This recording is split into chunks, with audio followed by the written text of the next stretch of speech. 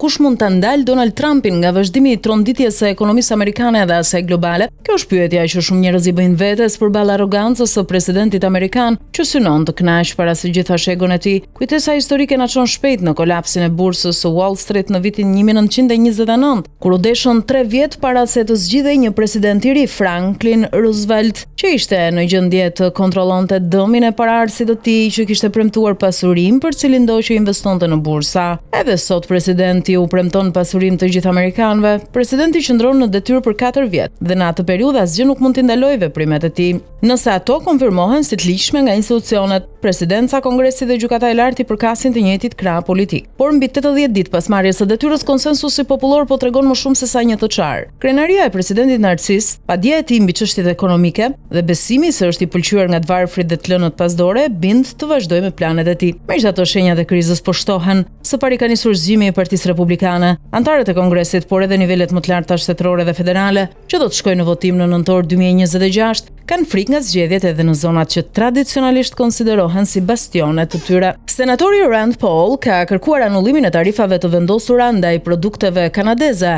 Bashkë me të është i gjithë grupi republikan liberal që kundërshton zgjerimin e tepruar të pushtetit ekzekutiv dhe që bazohet në mbështetjen financiare të sipërmarrësve të dëmtuar nga politikat e Trump. Së dyti, demonstratat popullore të javës së fundit nuk janë vepër e profesionistëve të protestave, siç u tha me ironi nga shtëpia e bardhë. Në rrugë dolën njerëzit e zakonshëm në 50 shtete, përfshirë ata në qytetet e vogla. Në total janë regjistruar 1200 protesta në të gjithë vendin, një shenjë e qartë se kundërshtimi ndaj Trumpit nuk është thjesht një punë e grupimeve radikale. Tek po rritet inflacioni dhe papunësia, presidenti po e humbet konsensusin dhe kundërvënia ndaj tij po zgjerohet për te opozitës së dobët të demokratëve.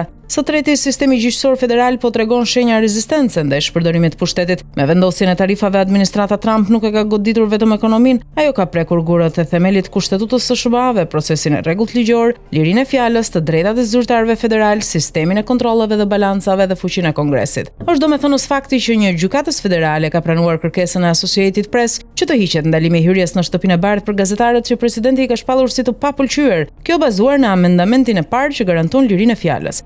Katërti po zgjerohet përçarja mes politikës presidenciale dhe disa fuqive të forta që janë dëmtuar në interesat e tyre. Financimet bujare që deri më tani janë dhënë për Trumpin dhe njerëzit e tij mund nisin të mungojnë, duke dëmtuar një pjesë të mirë të kandidatëve republikan. Edhe vet Elon Musk duhet përballet me krizën e Teslas, e cila ka humbur më shumë se 40% të vlerës së saj. Pra edhe dyshjan kryet SBA-ve është duke u shpërbërë në mënyrë progresive. Nuk duhet të harrojmë se Donald Trump i fitoi zgjedhjet për mandatin e dytë me një diferencë shumë të ngushtë në votë popullore dhe elektorale, edhe sepse ishte në gjendje të përfitonte nga uniformiteti partijak i 3 institucioneve kryesore të qeverisjes. Kjo nuk do të thotë se ai do të bjerë para vitit 2028, por që në zgjedhjet e mesit mandatit mund të ketë një ndryshim rrënjësor në ekuilibrat institucional në marrëdhëniet ndërmjet presidencës dhe kongresit, gjë që do të ketë efekt në orientimet e Partisë Republikane. Zgjedhja e Trump ishte rasti i parë një populisti që mundi të harmonizonte pozicionet e ekstremit të djathtë dhe të majtës ekstreme në kurrizë të elitës pushtetit dhe të nxirrte në pa erozionin e demokracisë liberale edhe në versionin e tij amerikan, por me Trumpin populizmi në pushtet jep një performancë të tmerrshme në qeverisje.